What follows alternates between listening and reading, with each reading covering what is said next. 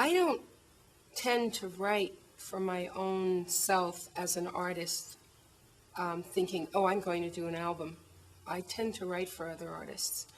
And the process of writing for other artists is how I've always done it. That's where I went to, quote, school, was writing for other artists. And so when I write for other artists, I just accumulate a bunch of songs, and in some cases the other artists will record them, in other cases they won't. And then I just get an accumulation of songs, and I just go, you know what, I think it's time. I want to record the ones that haven't been recorded by other artists. And in some cases, there are songs that have been recorded by other artists, but they did it differently than I would have. And so I want to record the way I did it. And sometimes I'm recording it the way I did the demo. Sometimes I'll take it a third level. There's the demo, there's the master that the other artist recorded, and then there's the way I record it. Carole Bersager and I go back a really long time. We were both writers for Al Nevins and Don Kirshner under Alden Music, which people think of as the Brill Building days. It wasn't the Brill Building, it was 1650 Broadway, what I call the not Brill Building. We knew each other very slightly then. We never wrote together then. And I guess a few years ago, she and I saw each other and said, well, why don't we start writing?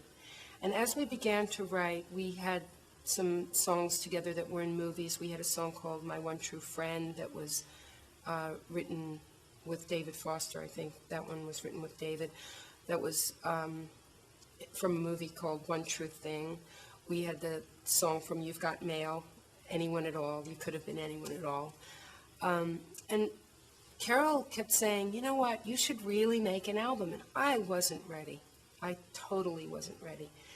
I had been working with other people for a few years before that, and I had this sort of backlog of songs, but I hadn't been thinking in terms of an album. And Carole really was the one who sort of gently nudged me towards making an album in her relentlessly gentle way. To me, for me, the value, the reason for a Carole King album, the reason for my musical expression is honesty. Even if I'm writing for someone else, I'm writing how I honestly think that person might be feeling about that situation in that given moment. So it's honest even for that moment. Is connections. It's about connections. I want to connect with people. I want to make people think, yeah, that's how I feel. And if I can do that, then that's an accomplishment. And writing, co-writing, there's a lot of co-writes on this album.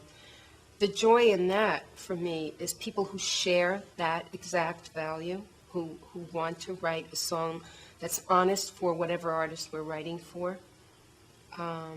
that resonates as truthful for that artist, and that we hope will resonate for the public if that artist sings it. So for me, I'm not thinking, am I going to sing it, am I not? It's about the artist I'm writing for, but there has to be honesty and connection.